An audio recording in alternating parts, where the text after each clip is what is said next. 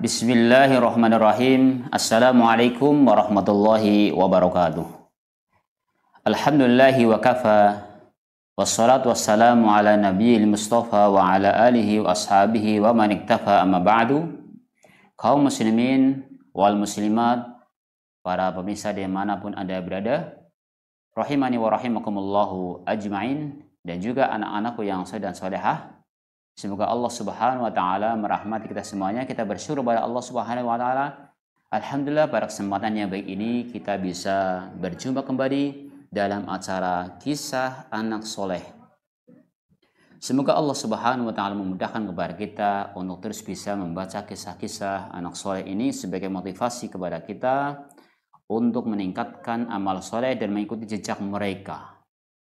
Sehingga dengan kita melihat jejak mereka, kita akan termotivasi semangat kita ketika melihat bagaimana ketabahan iman mereka, bagaimana semangat mereka dalam berjuang, dan bagaimana ketika memperjuangkan agama Allah SWT, kita akan termotivasi. Maka kita mohon kepada Allah SWT, semoga kita semua diberi ilmu yang bermanfaat di dunia sampai di akhirat. Salam dan salam semoga tercurahkan kepada Nabi kita Muhammad SAW, juga kepada keluarganya, kepada para sahabatnya, dan kepada orang-orang yang mengikuti sunnah-sunnah Nabi SAW. Alhamdulillah, sudah kita sampaikan beberapa kisah sahabat Nabi Muhammad SAW. Kemarin yang terakhir adalah Abu Dzar Al-Ghifari, yang beliau sosok seorang sahabat Nabi Muhammad SAW yang pemberani, dan beliau ini adalah suku dari Al-Ghifar, dan didoakan oleh Nabi SAW semoga Allah Subhanahu wa taala mengampuni mereka dan mengampuni beliau. Dan sebelumnya juga kisah Salman Al-Farisi yang begitu gigih dalam mencari kebenaran dari tempat ke tempat lain, sehingga pada akhirnya menemukan kebenaran, bertemu dengan Nabi Muhammad SAW, yang kita bisa mengambil ibrah yang besar dari kisah yang kita sampaikan dan kisah-kisah sebelumnya. Insya Allah kita akan lanjutkan kisah berikutnya, yaitu kisah Bilal bin Rabah. Saya yakin anak-anak semuanya sudah tidak asing lagi. Hampir kisah Bilal bin Rabah sudah banyak dikenal oleh kaum muslimin.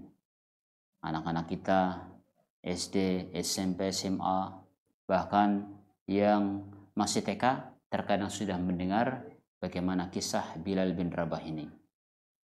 Sebelum kita masuk pada pembahasan buku ini yang ditulis oleh Syekh Khalid Muhammad Khalid, kita sampaikan sedikit bahwasanya ringkasan daripada Bilal bin Rabah ini adalah sosok sahabat Nabi Muhammad SAW yang beliau seorang budak dari Habasyah yang akhirnya masuk Islam. Kemudian ketika masuk Islam, beliau itu mendapatkan siksaan dari majikannya, sehingga ketika disiksa ada sahabat Nabi Muhammad SAW yang mendekatinya dan akhirnya membelinya dan memerdekakannya. Dan akhirnya Nabi Muhammad SAW diangkat sebagai muadzin yang akhirnya dekat dengan Nabi Muhammad SAW, yang pada akhirnya beliau perang Badar, yang akhirnya beliau juga bisa membunuh Umayyah dalam perang Badar. Nah, insya Allah kita akan bahas atau kita bacakan secara panjang dari kisah ini. Nanti kita bacakan buku ini, semoga bermanfaat, yang insya Allah akan kita bagi menjadi 2 episode. Saudara seiman rahimani wa rahimakumullahu ajma'in. Di sini kisah Bilal bin Rabah, penakluk ketakutan. Disebutkan di sini bahwa bila disebut nama Abu Bakar, Umar pasti berkata, Abu Bakar adalah pemimpin kita yang telah memerdekakan pemimpin kita. Jadi Abu Bakar seorang pemimpin kita yang memerdekakan pemimpin kita. Maksudnya siapa? Maksudnya adalah Bilal bin Rabah. Bilal bin Rabah dimerdekakan oleh Abu Bakar As-Siddiq radhiyallahu anhu.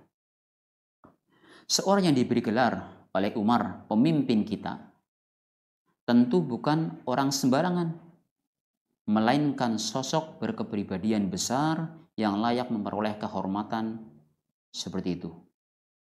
Tetapi setiap menerima pujian yang ditunjukkan kepada dirinya, sosok yang digambarkan oleh para ahli riwayat sebagai laki-laki berkulit hitam.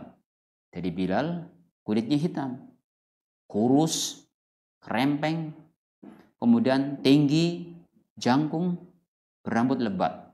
Coba kalau kita lihat penggambarannya, sudah kurus, krempeng, kemudian dia tinggi jangkung, ya, secara body, secara lahirnya seperti kurang menarik. Gitu.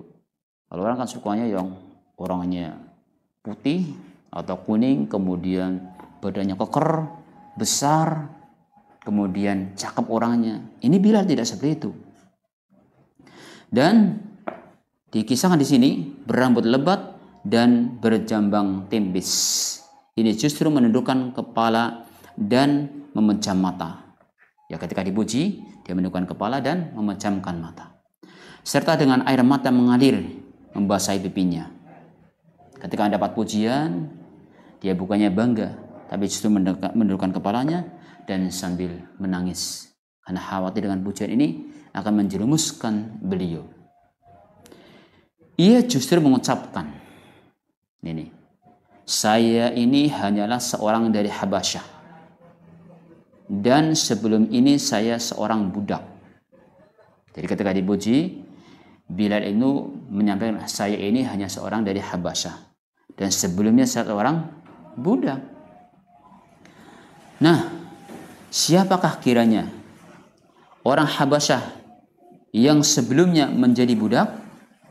Itulah dia Bilal bin Rabah, muadzin Islam dan pengguncang berhala yang dipuja oleh orang-orang Quraisy sebagai sembahan. Beliau Bilal radhiyallahu anhu adalah seorang muadzin Nabi Muhammad SAW dan pengguncang berhala, menghancurkan berhala-berhala yang ada di sekitar Ka'bah saat itu.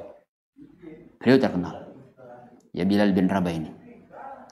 Bilal merupakan salah satu keajaiban iman dan kebenaran, salah satu mukjizat Islam yang besar. Subhanallah, dia seorang budak, kemudian masuk Islam, kemudian diangkat derajatnya oleh Allah Subhanahu wa taala menjadi muadzin dan pendamping Rasulullah SAW, karena suaranya lantang. Jadi muadzin yang bagus itu suaranya lantang, bisa didengar oleh kemana-mana. Bahkan zaman dulu kan naik ke atas, kemudian azan, sehingga kita dengar kemana-mana. Dari setiap 10 orang, sejak munculnya agama itu sampai sekarang, bahkan sampai kapan saja yang dikehendaki Allah, kita akan menemukan sedikitnya 7 orang mengenal Bilal. Artinya, dalam pergantian kurun dan generasi terdapat jutaan manusia. Jutaan manusia dari kurun satu ke kurun berikutnya yang mengenal Bilal, hafal namanya dan tahu riwayatnya secara lengkap. Sebagaimana mereka mengenal 2 khalifah terbesar dalam Islam, yaitu Abu Bakar dan Umar. Jadi saya sampaikan dari awal, jadi nama Bilal sudah nggak asing lagi. Hampir semuanya mengenal Bilal bin Rabah, anak SD, anak SMP, SMA, dan seterusnya. Bahkan TK pun sudah mulai mendengarkan kisah Bilal ini. Sungguh, bila Anda menanyakan kepada setiap anak yang masih merangkak, kata beliau, pada tahun-tahun pelajaran dasarnya, baik di Mesir, Pakistan, maupun Cina, mereka pasti mengetahui siapa Bilal. Jadi biasa juga di kita masih anak TK udah diceritain, dikasih tahu tentang kisah Bilal.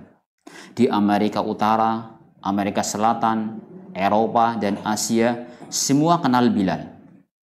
Di Irak, Syria, Turki, Iran, Sudan, Tunisia, Aljazair, Maroko, dan di seluruh permukaan bumi yang didiami oleh kaum muslimin, tidak ada yang tidak mengenalnya.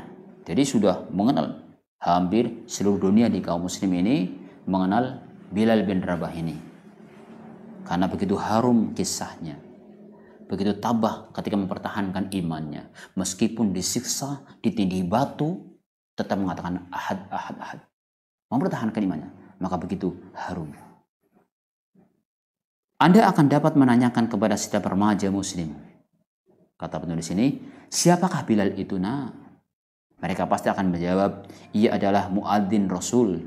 Makanya sampai sekarang, kalau ingin jadi atau muadzin bisa disebut Bilalnya. Ini Bilalnya nanti siapa ini? Bilalnya nanti siapa? Maksudnya muadzinnya. Padahal Bilal itu adalah nama orang. Jadi istilahnya dari orang sebutan, jadi orang ada namanya Bilal. Padahal Bilal itu apa? Nama sahabat Nabi Muhammad SAW yang dulu jadi muadzin.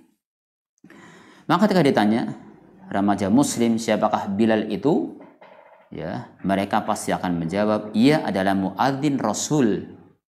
Ia sebelumnya adalah seorang budak yang disiksa oleh tuannya dengan batu panas. Agar apa? Agar ia meninggalkan agamanya. Tetapi ia menjawab ahad, ahad, ahad. Itu.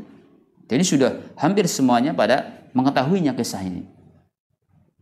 Siapa Bilal?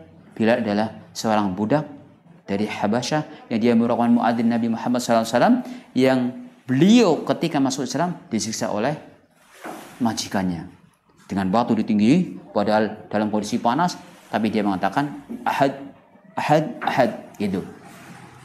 Hampir ini sudah tersebar kemana-mana. Artinya apa? Allah yang Maha Esa. Allah yang Maha Esa. Itu jawaban Bilal. Nah, ketika Anda mengetahui kenangan abadi yang telah dianugerahkan Islam kepada Bilal tersebut, ketahuilah bahwa sebelum Islam Bilal ini tidak lebih dari seorang budak. Ya, dia seorang budak yang membalakan unta milik tuannya dengan imbalan 2 genggam kurma. Dia seorang budak, kemudian mengembala untanya, imbalannya hanya 2 genggam kurma. Jadi nggak mulia, ya. Saat itu sebagai budak, tanpa Islam ia tidak akan luput dari kenistaan perbudakan sampai maut datang merenggutnya, dan setelah itu orang melupakannya. Ini kalau bahasa kalaunya, tanpa Islam dia tidak akan naik derajatnya. Tapi setelah masuk Islam, naik derajatnya dan terlepas dari perbudakan, dan dia menjadi seorang yang mulia, muadzin Nabi Muhammad SAW. Maka kebenaran iman dan keagungan agama yang diyakininya telah menempatkan kehidupan dan sejarah hidupnya pada kedudukan tinggi dalam deretan tokoh-tokoh Islam dan orang-orang suci. Subhanallah. Dari kisah orang-orang saleh, ya, Bilal ini salah satunya masuk deretan orang-orang ternama, orang-orang yang suci. Banyak di antara orang-orang terkemuka, baik golongan berpengaruh maupun orang-orang kaya, yang tidak berhasil mendapatkan meski hanya 1/10 dari keharuman nama yang diperoleh oleh Bilal, si budak Habasyah ini. Bahkan tidak sedikit tokoh-tokoh sejarah yang tidak mencapai separuh kemuliaan yang dicapai oleh Bilal. Disampaikan oleh Syekh Khalid bahwa banyak di antara tokoh-tokoh yang mungkin secara kehidupan lebih mewah, lebih kaya, tapi derajatnya tidak mendapatkan 1/10-nya Bilal bin Rabah ini. Keharumannya, bagaimana sejarahnya terus dikenang sampai sekarang, dan memberikan motivasi kepada kita bagaimana menjaga keimanannya. Meskipun banyak gangguan, tantangan, bahkan dihina tadi, disiksa, tetap mempertahankannya. Dengan kalimat apa? Ahad, ahad, ahad. Allah yang Maha Esa. Allah yang Maha Esa. Para pemirsa dimanapun Anda berada yang semoga dirahmati oleh Allah Subhanahu wa Ta'ala. Selanjutnya kehitaman warna kulit. Kehitaman warna kulit, kerendahan kasta dan bangsa, serta kehinaan dirinya di antara manusia selama itu sebagai budak, sekali-kali tidaklah menutup pintu baginya untuk menempati kedudukan tinggi yang dirintis oleh kebenaran, keyakinan, kesucian dan kesungguhannya setelah ia memasuki agama Islam. Jadi tadi kondisi yang sebagai budak, warnanya kulitnya hitam, kemudian kastanya sangat rendah. Jadi tidak menutup kemungkinan dia akan naik kedudukannya menjadi orang yang hebat, orang yang terkenal dan harum namanya setelah masuk Islam, dan itu terbukti. Semua itu terjadi karena dalam neraca penilaian dan penghormatan yang diberikan oleh orang-orang kepadanya hanyalah kekaguman terhadap kedudukan tinggi yang tidak semestinya. Dia tadinya budak kok tahu-tahu jadi muadzin Nabi Muhammad SAW. Tadinya budak yang hanya bekerja mendapatkan 2 genggam kurma, sekarang meningkat derajatnya. Orang menyangka bahwa seorang hamba seperti Bilal biasanya asal usulnya tidak menentu. Ini menurut penilaian orang. Tidak berdaya dan tidak mempunyai keluarga. Sudah nggak menentu, tidak berjaya, nggak punya keluarga. Itu budak seperti Bilal ini. Serta tidak memiliki suatu hak pun dalam hidupnya. Soalnya sudah budak itu ya dijual juga bisa kan, namanya budak. Budak adalah milik tuannya yang telah membeli dengan hartanya dan kerjanya berada di tengah hewan ternak. Ini Bilal bin Rabah, kerjanya di tengah hewan ternak tadi. Pulang balik di antara unta dan domba tuannya. Jadi hariannya hanya ngurusi unta dan domba. Sibuk sana sini dan juga nggak jelas keluarganya. Namanya budak itu, dan dia juga nanti bisa dijual sama majikannya. Menurut dugaan mereka, makhluk seperti ini tidak akan mampu melakukan sesuatu atau menjadi sesuatu yang berarti. Ini dugaan manusia secara umum. Berapa? Bilal itu seorang budak Habasyi. Dia itu sudah kulitnya hitam, krempeng, jangkung, tinggi.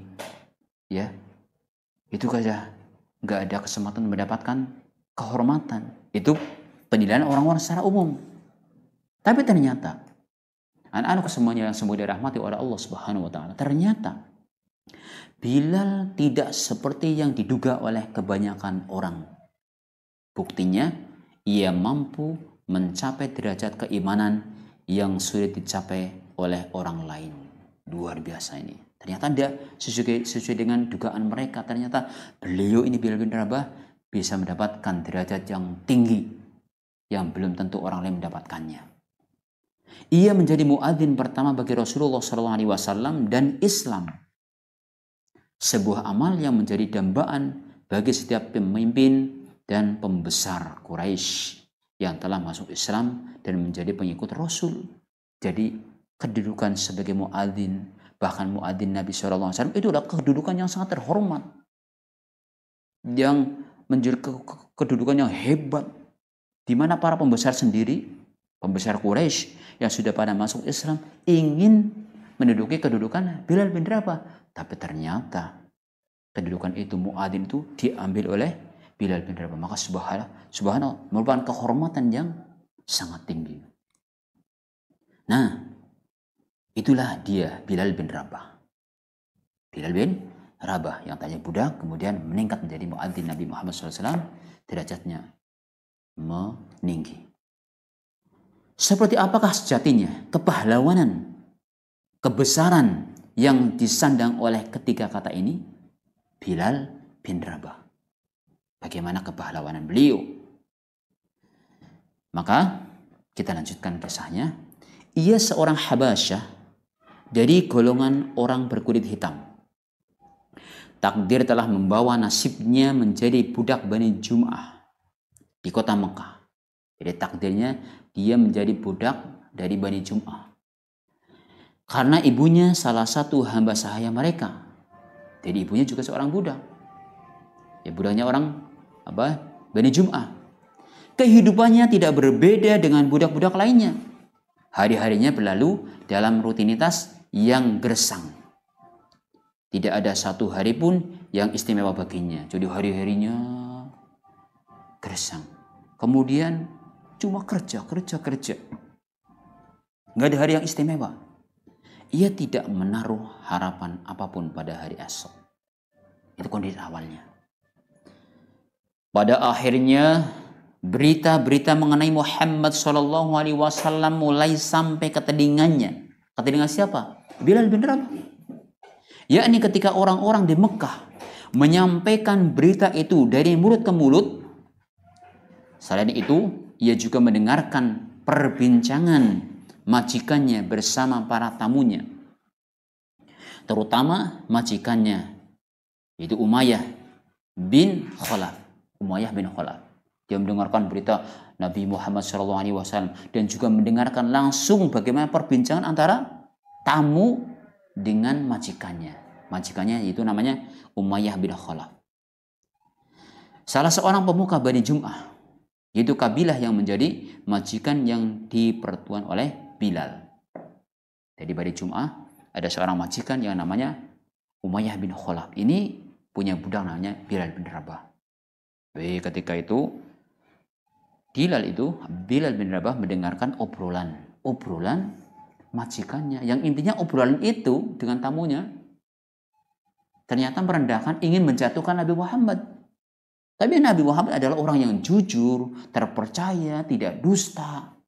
Mau dijatuhkan lewat mana ya? Wah, ini membuat Bilal bin Rabah itu penasaran, ingin tahu sebenarnya siapa Muhammad dan di mana. Dia ingin mengetahui dan ingin mencarinya.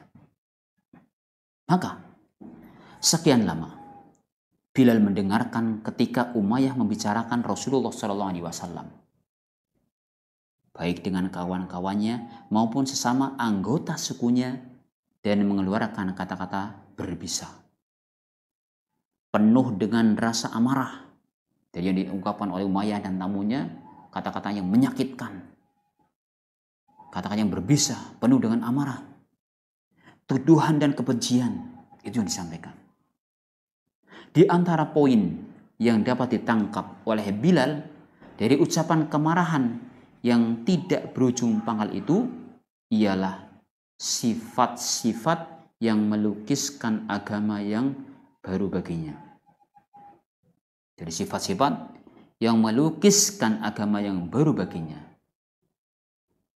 Jadi kalau kita melihat bagaimana Nabi Muhammad SAW adalah seorang yang jujur, tidak pernah berdusta.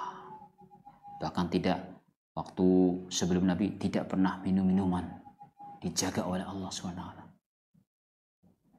Menurutnya, sifat-sifat itu merupakan perkara baru bila dipandang dari sudut lingkungan di mana ia tinggal. Selain itu, di antara ucapan-ucapan yang keras, penuh ancaman itu, Bilal juga mendengar pengakuan mereka atas kemuliaan Muhammad SAW ini. Ketika berbincang Umayyah dengan tamunya, ternyata mereka sendiri mengakui akan kemuliaan Nabi Muhammad SAW. Jadi mau dijatuhkan lewat mana ini? Nah, ini bikin tambah penasaran ini. Bilal itu tambah penasaran, ingin tahu di mana Muhammad. Saya ingin ketemu Muhammad SAW. Di mana dia mengakui tentang kemuliaan Muhammad SAW, tentang kejujuran dan kepercayaannya beliau. Jadi mau dijatuhkan lewat mana? Bingung akhirnya. Mau dituduh gila, enggak gila. Mau dituduh sihir, bukan tukang sihir. Pendusta nyatanya ya bukan pendusta. Nah, ini Bilal tambah penasaran mendengarkan obrolan daripada Umayyah dan tamunya ini. Anak-anak yang semoga dirahmati oleh Allah Subhanahu wa taala. Begitulah Bilal. Ya, begitulah. Bilal mengetahui bahwa mereka sebenarnya kagum dan tidak habis pikir terhadap ajaran yang dibawa oleh Muhammad SAW. Jadi artinya secara hati nurani mereka mengakui akan kebaikan Muhammad ini. Orang yang jujur, terpercaya. Ya, secara itu. Sebagian mereka mengatakan kepada yang lain, tidak pernah Muhammad berdusta atau menjadi tukang sihir. Coba, tidak pernah Muhammad itu berdusta. Muhammad SAW berdusta. Pengakuan mereka. Atau menjadi tukang sihir, nggak pernah. Nah, terus mau di pojokan lewat mana ini? Ya, itulah kondisinya. Bagaimana kadang sifat dengki, sifat tidak suka, kadang kebaikan orang tertutupi. Padahal itu baik. Makanya bahaya sifat dengki, bahaya dengki. Ini orang-orang kafir Quraisy dengki kepada Nabi Muhammad SAW, tidak suka. Ia tidak pula sinting atau berubah akal. Mereka sendiri mengakui, oh Muhammad kan bukan orang yang sinting, orang yang berubah akal, bukan. Namun kita terpaksa menuduhnya demikian untuk membendung orang-orang yang berlomba-lomba memasuki agamanya. Berarti fitnah. Pemuka-pemuka Quraisy termasuk Umayyah bin Khalaf ini dan para tamunya yang mengetahui kalau Muhammad tidak dusta. Muhammad itu bukan orang yang sinting. Muhammad itu bukan tukang sihir. Tapi kita dengan mengungkapkan menuduh dia, menuduh Muhammad SAW agar orang-orang itu berhenti membendung orang-orang biar enggak pada berbondong-bondong mengikuti Muhammad. Ini celah yang dilakukan oleh kelicikan mereka. Dibangun di atas kedengkian. Yang pada hakikatnya tuduhan mereka tidak benar. Itu. Jadi dalam mereka membendung, ya, membendung apa yang dimana orang-orang ingin masuk Islam, membendung orang-orang yang berlomba-lomba memasuki agamanya. Bilal mendengar mereka memperbincangkan kesetiaan Rasulullah SAW dalam menjaga amanah. Wah, ternyata Nabi memang orang amanah. Muhammad itu orangnya amanah, tidak dusta, bukan tukang sihir. Juga tentang kejujuran dan ketulusan beliau, tentang akhlak dan kepribadian beliau dibicarakan dan mereka pun mengakui ini. Maka dari sini Bilal semakin termotivasi untuk mencari bertemu Nabi Muhammad SAW. Bilal juga mendengar siapa? Mendengar mereka, yaitu Umayyah dan tamunya, berbisik-bisik mengenai sebab yang mendorong mereka menentang dan memusuhinya. Jadi kenapa sih kita menentang Nabi, menentang Muhammad? Pertama adalah kesetiaan mereka terhadap kepercayaan yang diwariskan kepada nenek moyangnya. Jadi berbisik-bisik kenapa dia ingin memusuhi Nabi Muhammad SAW, karena kesetiaan mereka terhadap keyakinan, kepercayaan nenek moyangnya. Jadi Tuhan-Tuhan yang disembah oleh nenek moyangnya. Jadi makanya memusuhi. Meskipun tadi orangnya benar, yang dibawa juga kebenaran, nggak ada ajaran yang jelek gitu dalam ajaran yang dibawa oleh Nabi Muhammad SAW, tapi dia terpaksa memusuhinya karena dia cinta kepada agama nenek moyangnya. Ya, setia kepada agama nenek moyangnya. Dan kedua adalah kekhawatiran mereka terhadap kedudukan Quraisy saat itu. Yang kedua, khawatir kalau pada masuk Islam, orang-orang Quraisy pada masuk Islam, maka akan menggeser kedudukan mereka ini. Akan tergeser kedudukannya. Ini khawatir akhirnya. Hanya ambil langkah untuk memusuhi Muhammad dan orang-orang yang mengikutinya. Kedudukan yang mereka peroleh sebagai imbalan kedudukan mereka menjadi pusat keagamaan, kiblat peribadatan, dan ritual haji di seluruh jazirah Arab ini. Jadi yang dikhawatirkan, nah di sini jadi pusat keagamaan, kemudian ritual haji dari seluruh jazirah Arab pada ke situ. Jadi mereka khawatir nanti akan mencuat ajaran yang dibawa oleh Muhammad, maka dibendung. Ya. Alasan selanjutnya adalah kedengkian terhadap Bani Hashim. Ini tersirat, kedengkian terhadap Bani Hashim. Mengapa Nabi dan Rasul itu muncul dari golongan ini dan bukan dari pihak mereka? Jadi tadi didasari karena memusuhi, karena dia itu mencintai agama nenek moyangnya. Yang kedua, khawatir tergeser kehormatannya. Yang ketiga, karena Nabi itu datang kok dari Bani Hashim, dengki ya. Akhirnya muncul, kita tuduh aja Muhammad pendusta, Muhammad orang gila, Muhammad ini, Muhammad itu. Ternyata Bilal itu mendengar. Bilal bin Rabah itu mendengar dan mengetahui. Maka suatu hari Bilal bin Rabah melihat cahaya ilahi, dan dari dalam lubuk hatinya yang suci, murni, timbul keinginan untuk menyambut sebuah pilihan utama. Karena itulah ia menjumpai Rasulullah Shallallahu Alaihi Wasallam dan menyatakan masuk Islam.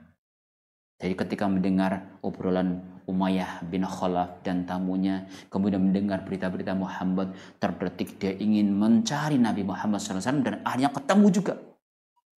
Ketemu, dan beliau radhiyallahu anhu menyatakan masuk Islam. Cahaya keislaman masuk, dan dia menyatakan Islam, mengikuti agama yang dibawa oleh Muhammad SAW. Tidak lama setelah dia masuk Islam, ya, tidak lama setelah itu, berita rahasia keislaman Bilal pun tercium dan beredar di kepala tuan-tuannya dari Bani Jum'ah. Setelah Bilal bin Rabah itu ketemu Nabi Muhammad SAW dan masuk Islam, ternyata yang sembunyi-sembunyi tadinya orang-orang dari Bani Jum'ah ini mendengar. Bahkan pentolan-pentolannya, tokoh-tokoh mereka mendengar. Wih, kalau Bilal itu, ya, budaknya Umayyah itu masuk Islam. Kepala-kepalanya pada tahu. Ini membuat, ya, mereka geger. Jadi kepala-kepala yang selama ini dikuasai oleh kesombongan dan ditindih oleh kecongkakan, sombong, congkak, dia dengar. Karena itu tidak aneh bila setan-setan di muka bumi bersarang di dalam dada Umayyah bin Khalaf, yang menganggap keislaman seorang hambanya sebagai tamparan pahit yang menghina dan menjatuhkan kehormatan mereka semua. Maka ketika mendengar kalau Bilal itu budaknya Umayyah bin Khalaf masuk Islam, dia merasa tertampar. Umayyah bin Khalaf marah, merasa tertampar, dan kehormatan jadi turun ketika ada budaknya yang masuk Islam, menghina kedudukan dia. Akhirnya Umayyah mengambil sikap. Kini budak mereka, orang Habasyah itu, ya, masuk Islam dan menjadi pengikut Muhammad. Namun hati Umayyah mengatakan, ketika awal-awal masuk Islam, ya, hati Umayyah mengatakan tidak apa-apa. Matahari yang terbit hari ini tidak akan tenggelam dengan Islamnya budak durhaka ini. Kata dia, ya, matahari yang terbit dari hari ini tidak akan tenggelam dengan Islamnya budak durhaka ini. Artinya tidak ada pengaruh lah. Awalnya dicuekin aja, nggak ada pengaruhnya lah budak durhaka ini kalau masuk Islam. Ini katanya. Sekali-kali tidak. Bukan saja sang surya itu akan tenggelam dengan Islamnya Bilal. Bahkan suatu hari kelak matahari akan tenggelam dengan membawa semua patung-patung dan pembela-pembela berhala itu. Jadi ternyata dengan keislaman Bilal bin Rabah yang dianggap biasa awalnya, ternyata juga membawa pengaruh yang besar kepada penduduk Quraisy itu. Bahkan keimanan yang luar biasa. Bilal sendiri bukan saja ia mendapatkan kedudukan yang merupakan kehormatan bagi Islam semata. Walau Islam memang lebih berhak untuk itu, melainkan juga merupakan kehormatan bagi kemanusiaan secara umum. Ia telah menjadi sasaran berbagai macam siksaan seperti dialami oleh tokoh-tokoh utama lainnya. Jadi setelah Bilal bin Rabah masuk Islam, beliau mendapatkan ujian.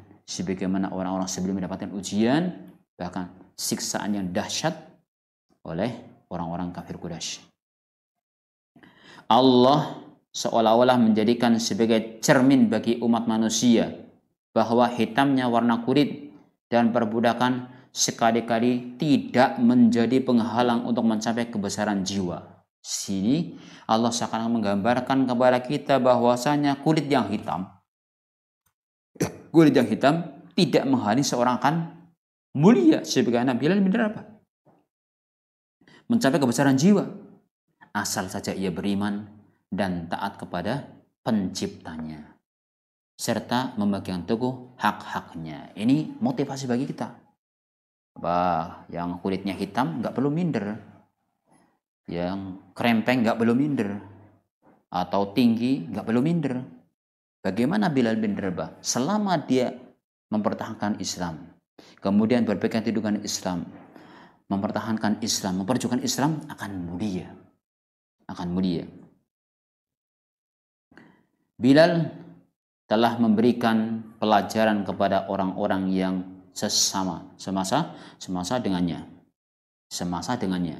Juga bagi orang-orang pada zaman kapanpun, berikan pelajaran besar, termasuk kita sekarang ini, yang seagama dengannya, bahkan bagi pengikut-pengikut agama lain. Suatu pelajaran berharga yang menjelaskan bahwa kemerdekaan jiwa dan kebebasan nurani tidak dapat dibeli dengan emas separuh bumi. Jadi kemerdekaan jiwa dan kebebasan nurani tidak dapat dibeli dengan emas separuh bumi. Begitu besarnya. Atau dengan siksaan bagaimanapun dahsyatnya. Meskipun disiksa, ditindih batu, dia tetap mempertahankan imannya. Bahkan dirayu biar mengucapkan Lata dan Uzza tetap Ahad. Itu bagaimana pelajaran yang bisa kita ambil. Keteguhan beliau mempertahankan Islam jika mulia, orang yang mulia dan harum namanya sampai sekarang. Ingatlah bagaimana kondisinya. Dalam keadaan telanjang, ia dibaringkan di atas bara agar ia meninggalkan agamanya atau mencabut pengakuannya. Coba di tempat yang panas, kemudian ditelanjangi, kemudian diletakkan batu di atasnya yang panas juga. Namun Bilal menolak. Sudah jangan ikut Islam, jangan ikuti Muhammad. Katakan Lata dan Uzza. Tapi dia tetap menolak. Karena itu, budak Habasyah yang lemah dan tidak berdaya ini telah dijadikan oleh Rasulullah SAW dan Islam sebagai guru bagi seluruh kemanusiaan dalam persoalan menghormati hati nurani dan mempertahankan kebebasan serta kemerdekaannya. Ini pelajaran penting yang luar biasa untuk kita semuanya, bahwasanya menghormati tentang hati nurani dan mempertahankan kebebasan serta kemerdekaannya. Tadi dipaksa, disiksa, dieret ya, kemudian ditindih batu, tetap dia mempertahankan keislamannya. Di sini ambil pelajaran, itu namanya keyakinan. Gak bisa ditawar, walaupun disiksa dan seterusnya.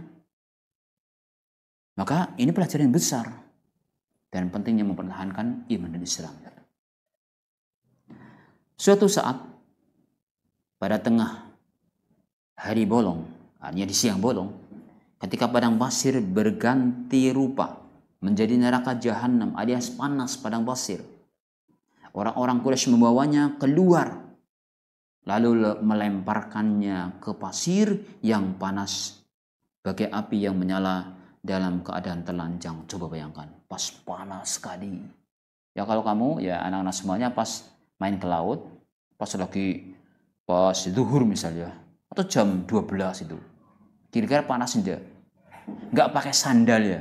Coba kalau kamu ke pantai, cari yang panas, kemudian pas lagi matahari panas-panasnya, enggak pakai sandal, kira-kira panas enggak? Saya yakin bisa menjawab sendiri masing-masing, panas. Nah, bagaimana kondisinya saat panas sekali? Bilal dibawa ke situ, kemudian dilempar sana dengan keadaan telanjang. Kemudian beberapa orang laki-laki mengangkat batu besar yang juga panas laksana bara. Sudah dalam kondisinya pastinya panas, dia dibuka telanjang dia, kemudian ambil batu yang panas, letakkan di dirinya Bilal bin Rabah. Allah Akbar. Pikiran mereka, biar Bilal itu kembali kepada Lata dan Uzza, kembali kepada agama nenek moyangnya. Tapi ternyata Bilal tetap mempertahankannya. Itulah bagaimana kondisinya. Ya, udah batu dijatuhkan ke dalam dadanya. Coba kalau kamu dikasih batu di dadanya. Tapi dia mengatakan, ahad, ahad, ahad. Maka teman-teman semuanya yang rahimani wa rahimakumullah ajma'in, siksaan kejam dan biadab ini mereka ulangi setiap hari hingga karena dahsyatnya hati beberapa orang di antara al-gojo menaruh kasihan kepadanya dan melunak. Wow, sudah sekali. Ini al-gojo-nya lama-lama juga kasihan juga ya, sudah capek nih. Capek ternyata dia mempertahankan juga. Gak mau mengikuti. Mereka berjanji dan bersedia melepaskannya asal saja ia mau menyebut nama Tuhan-Tuhan mereka secara baik-baik, walau dengan sepatah kata sekalipun. Udahlah, Al-Quds udah capek sekali. Sekarang asal kamu mengatakan Tuhan-Tuhan kami sekata dua kata, udahlah, bebas kamu. Tidak usah lebih. Yang akan menjaga nama baik mereka di mata umum. Hingga tidak menjadi buah pembicaraan bagi orang-orang Quraisy. Bahkan mereka telah mengalah dan bertakuk lutut kepada seorang budak yang gigih dan keras kepala. Udahlah, udah capek saya dah. Asal kamu mengatakan ya Lata dan Uzza dan menyebut Tuhan mereka, sudahlah, bebas. Satu kata aja. Tapi apakah dia melepaskannya? Apakah dia mengucapkannya? Apakah Bilal itu mengikutinya? Ya. Namun, walau sepatah kata yang dapat diucapkan bukan dari lubuk hati dan yang dapat menembus nyawa dan hidupnya tanpa kehilangan iman dan melepas keyakinannya, Bilal tidak ingin mengucapkannya. Walaupun satu kata, gak mau mengucapkannya. Gak mau. Begitulah. Ia menolak mengucapkan hal itu dan sebagai gantinya ia mengulang-ulang senandungnya yang abadi. Apa itu? Ahad, ahad, ahad. Akhirnya para al-Ghazid pun memaksanya. Katakanlah seperti yang kamu katakan. Katakanlah seperti yang kami katakan. Suruh katakan apa yang kami katakan. Sambil marah, tetapi dengan ejekan pahit dan penghinaan yang menjengkelkan. Bilal menjawab, lidahku tidak dapat mengucapkannya. Ketika kamu sekarang katakan sebagaimana yang aku katakan. Apa jawabnya Bilal? Lidahku tidak dapat mengucapkannya. Akhirnya Bilal tetap menjalani deraan panas dan tindihan batu hingga ketika hari petang mereka menegakkan badannya dan mengikatnya tadi pada lehernya. Lalu sudah diikat, lalu mereka suruh anak-anak untuk mengaraknya keliling. Ditali ini, kursi ajak keliling. Kemana? Ke perbukitan dan jalan-jalan di Mekah. Tapi apa kondisinya? Sudah ditindih batu enggak ini, terus ditarik, udah sekarang kelilingkan aja, biar malu Bilal. Ternyata apa? Ya, kedua bibir Bilal bin Rabah terus-menerus melakukan senandungnya yang sucinya. Ahad, ahad, ahad. Itulah bagaimana kondisi Bilal ketika menghadapi orang-orang kafir Quraisy. Maka bagaimana kisah selanjutnya? Insya Allah kita lanjutkan pada episode berikutnya. Demikian, semoga bermanfaat. Akhirnya kita tutup dengan doa kafaratul majlis. Subhanakallahumma wa bihamdika asyhadu an la ilaha illa anta astaghfiruka wa atubu ilaik. Assalamualaikum warahmatullahi wabarakatuh.